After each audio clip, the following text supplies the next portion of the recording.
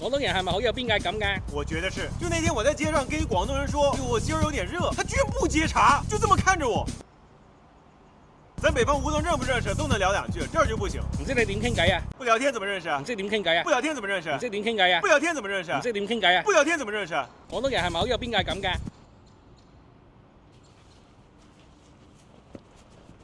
喂，你想點啊？你想點啊？喂，你答咩？你唔好話陌生人啦，我而家只要出門之前聽到個鄰居開門，我都會仆喺個門度聽腳步聲，等佢走咗我先出門啊！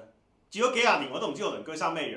因為我哋從細俾人教育，三寶人嗌你唔好理，三寶人俾嘅嘢唔好攞，三寶人俾嘅嘢唔好食。所以大個之後咪三寶嘅電話唔接，三寶嘅短信唔理，三寶人講嘢唔理咯。但凡你同我講嘢，我嘅第一反應都係你係拐子佬，或者賣擦鞋噴霧嘅。廣東人係咪好有邊界感㗎？其實睇情況嘅，有幾種情況我哋係會主動同陌生人講嘢嘅，問可唔可以搭台，問隔離台食緊嗰碟餸係咩啦，問人哋有冇會員卡一齊夾份埋單平啲啦。